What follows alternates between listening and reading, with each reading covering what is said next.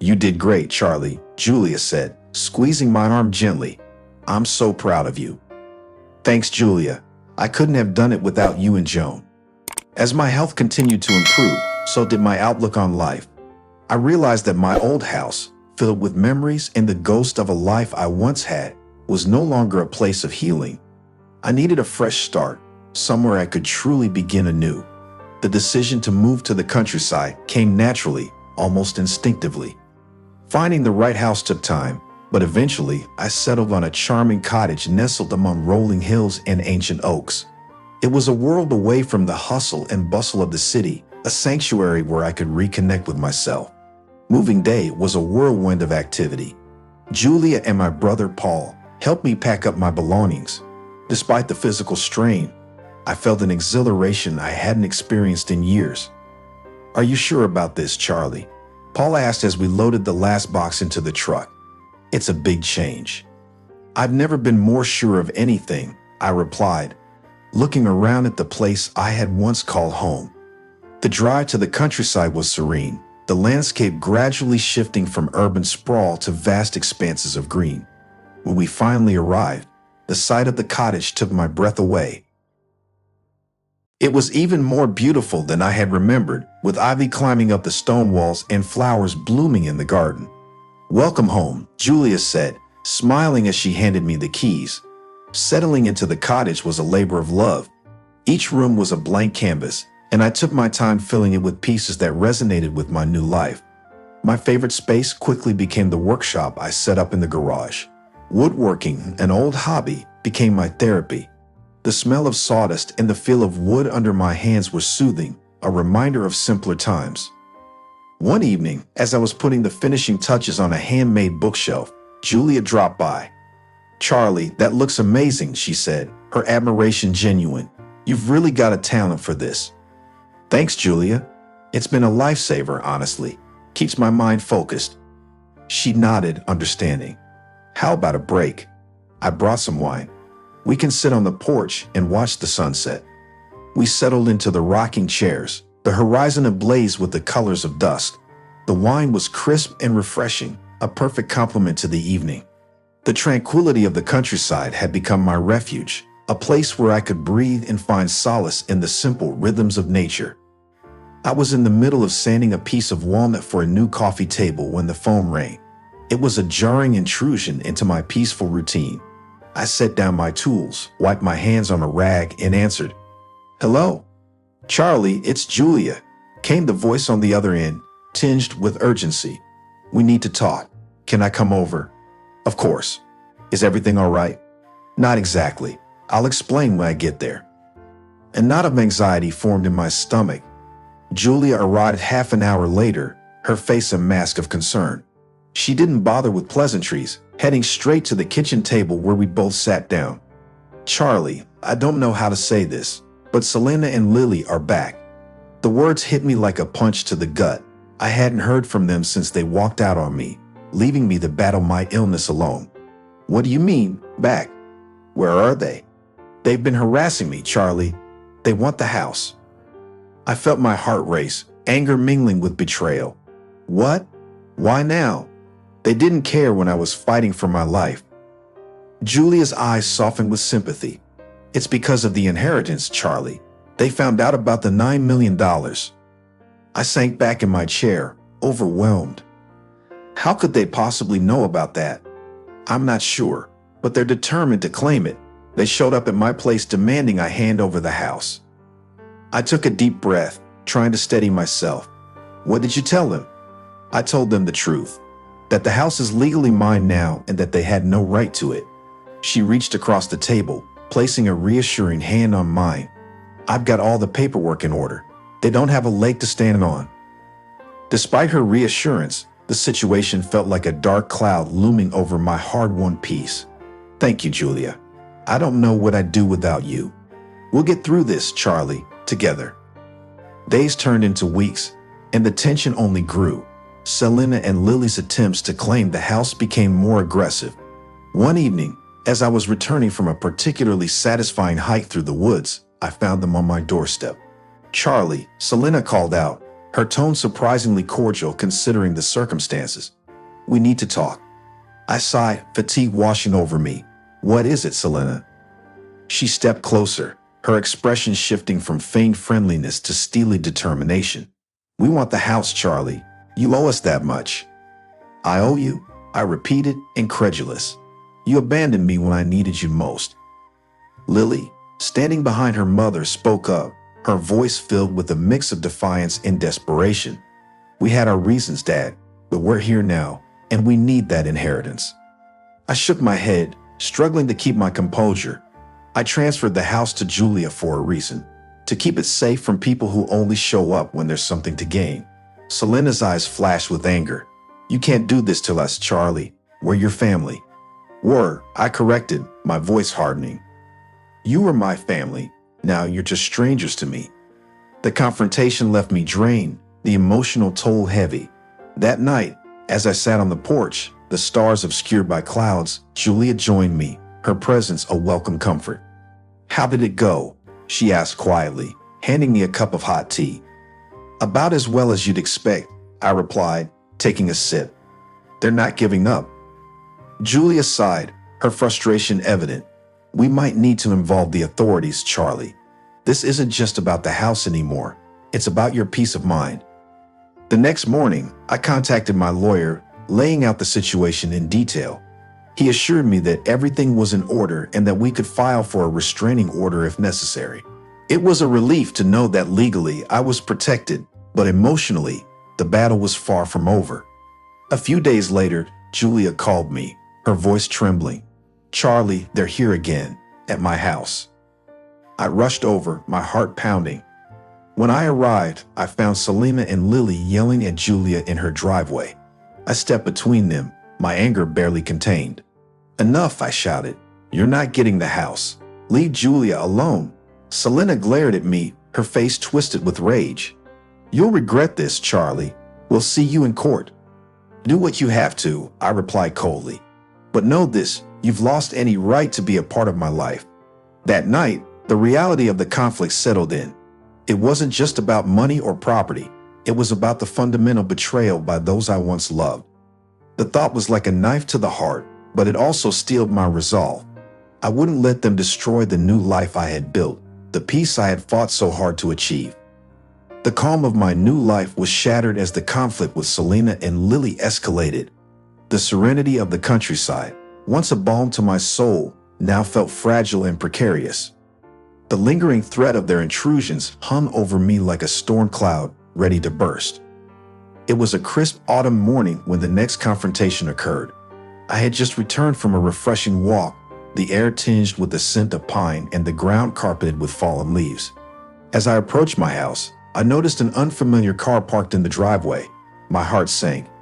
Selena and Lily stood on my porch, their faces set with grim determination. I took a deep breath, bracing myself for another battle. "Charlie, we need to talk," Selena began, her tone icy. "I thought I made myself clear," I replied, my voice steady. "You're not welcome here. We're not leaving until you give us what we're owed," Lily interjected, her eyes flashing with a mix of anger and desperation. I felt a surge of anger. "What you're owed? You abandoned me when I was at my lowest. You don't deserve anything from me." Selena stepped forward, her expression hard. "We have rights, Charlie, and we're prepared to fight for them." "Do whatever you think is necessary," I said, my voice cold. "But you won't get a cent from me." The argument grew more heated, voices rising as the tension escalated. Neighbors began to gather, drawn by the commotion. Among them was Safia, my kind and ever-supportive neighbor. "Is everything all right here?" she asked, stepping onto my porch. "No, it's not," Selena snapped. "This is a private matter." "Safia, it's fine," I assured her, but she remained resolute. "Charlie is my friend, and if there's a problem, I want to help," she insisted, her gaze fixed on Selena and Lily. The confrontation reached its peak when Selena lunged at me, her fury unchecked. She shoved me, and I stumbled back, catching myself on the porch railing. In an instant, Safia was on her phone, dialing 911. "You've crossed a line, Selena," I said, my voice trembling with anger and hurt. "This ends now." The police arrived swiftly, breaking up the confrontation and taking statements from all involved. As Selena and Lily were escorted away, I felt a strange mix of relief and sorrow. Later that day, I sat in my living room with Sophia and Julia, the weight of the day's events pressing down on me. "You did the right thing, Charlie," Julia said softly. "This can't continue. You need to protect yourself." "I know," I replied, my voice weary. "But it's hard to see them like this. I never wanted it to come to this." "They made their choices," Sophia added firmly. "You have every right to move on and protect your new life." The next morning, I met with my lawyer to discuss the legal actions we needed to take. The restraining order was filed immediately, aimed at keeping Selena and Lily away from me and Julia. As we went over the details, my lawyer, Mr. Thompson, looked at me with a serious expression. "Charlie, you're doing the right thing. The law is on your side. We'll make sure they understand that." "I appreciate it," I said, feeling a bit more hopeful. "I just want to move on with my life." Over the next few weeks, the legal proceedings moved forward. The restraining order was granted, and Selena and Lily were formally charged with attempted assault. Lily, being a minor, was sentenced to community service, while Selena faced more serious consequences. Despite the legal protections, I couldn't shake the feeling of unease. Every time a car drove past my house or a shadow moved outside, I felt a pang of anxiety, but I was determined not to let fear dictate my life. One evening, as I was working in my workshop, Julia walked in, a concerned look on her face. "Charlie, there's something you should see," she said, handing me a letter. I opened it, my heart sinking as I read the contents. Selena and Lily were challenging the restraining order, claiming they had a right to the house and the inheritance. They were prepared to take the fight to court. "This never ends, does it?" I muttered, feeling a wave of exhaustion wash over me. "We'll fight this," Julia said firmly. "You're not alone in this, Charlie. We'll make sure they don't get away with it." As the court date approached, I prepared myself for the battle ahead. The courtroom was a stark, intimidating place, filled with the cold, echoing sounds of shuffling papers and murmured conversations. I sat with Julia and my lawyer, feeling a strange mix of fear and determination. Selena and Lily sat across the room, their expressions defiant. When the judge entered, the room fell silent, the weight of the proceedings pressing down on everyone. The arguments were intense, each side presenting their case with fervor. Selena and Lily's lawyer argued that they were entitled to the house and the inheritance, painting a picture of abandonment and neglect. When it was our turn, Mr. Thompson stood confidently, presenting the documentation of the house transfer and the restraining order. He detailed the abandonment, the harassment, and the legal rights that I had to protect my property and peace of mind. I was called to the stand, my heart pounding as I faced the judge. "Mr. Harper, can you explain the events that led to the transfer of the house to your sister-in-law?" I took a deep breath, steadying myself. "Yes, Your Honor. During my illness, my wife and daughter left me. They couldn't handle the burden of my care, and I was forced to rely on the help of my nurse and my sister-in-law, Julia. To protect my assets and ensure my recovery, I transferred the house to Julia." "Why did you feel the need to transfer the house?" "Because I knew that if something happened to me, I needed someone I could trust to manage my affairs. Selena and Lily abandoned me when I needed them most. They didn't deserve to benefit from my illness." The judge listened intently, nodding as I spoke. When the testimonies concluded, there was a tense silence as the judge reviewed the evidence. Based on the evidence presented, it is clear that Mr. Harper acted within his legal rights to transfer the property to his sister-in-law. The restraining order will remain in place, and the charges against Selena Harper will proceed. A wave of relief washed over me as the verdict was delivered. Selena and Lily's faces fell, their defiance crumbling into defeat. As we left the courtroom, Julia squeezed my hand, a triumphant smile on her face. "We did it, Charlie," she said softly. "You're free." The legal battle was over, but the emotional scars remained. I knew it would take time to heal, but for the first time in a long while, I felt a sense of closure. My life had changed drastically over the past year, and I had changed with it. The once fractured man, broken by illness and abandonment, had found strength in the depths of his despair. I was determined to reclaim my life on my terms, to build something new and untainted by the past. The early morning sunlight filtered through the curtains of my new home, casting a warm golden hue on the wooden floors. My house in the countryside was a sanctuary of peace and solitude. It was here that I intended to rebuild my life, far from the chaos that had once consumed me. The air was crisp, filled with the scent of pine and the distant murmur of a nearby stream. This was a place where I could finally breathe, where I could begin again. I stood in my kitchen, savoring the rich aroma of freshly brewed coffee. The simplicity of the moment was a balm to my soul. Julia had stayed with me for a few weeks after the court battle, helping me settle in, but now it was just me. It felt right. It felt like the first step towards true independence. As I sipped my coffee, the phone rang, breaking the serene silence. I glanced at the caller ID and saw it was my lawyer, Mr. Thompson. "Charlie, I wanted to give you an update on Selena and Lily," he said, his voice steady and professional. "Go ahead," I replied, a hint of apprehension in my tone. "Selena has been sentenced to 6 months in county jail for the vandalism and attempted assault. Lily, as you know, is doing community service. There's also a court-ordered restraining order that prevents them from contacting you or coming near your property." I let out a breath I hadn't realized I was holding. "Thank you, Mr. Thompson. That's a relief. It's the best outcome we could have hoped for under the circumstances. You deserve to move on with your life without looking over your shoulder." "Absolutely," I agreed. "Thanks again for everything." After hanging up, I felt a sense of finality. The legal chains that had bound me to my past were severed. I was free. My days fell into a comforting rhythm. Mornings were spent tending to my small garden, afternoons in my woodworking shop, and evenings enjoying the quiet beauty of the countryside. The simple pleasures of life, which I had once taken for granted, now held profound meaning.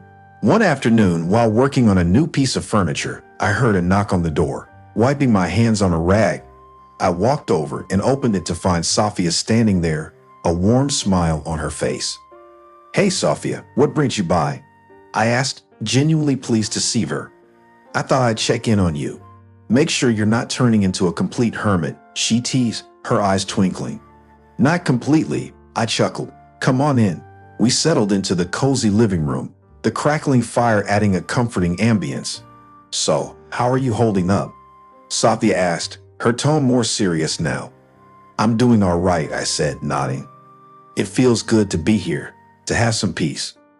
"I can imagine. You've been through so much, Charlie. It's time for you to focus on yourself." "That's the plan," I said, a resolute edge to my voice. "I'm done with the past. I'm moving forward, one step at a time." Sophia smiled warmly. "Good for you. And if you ever need anything, don't hesitate to ask. We're neighbors now, after all." "Thanks, Sophia. That means a lot."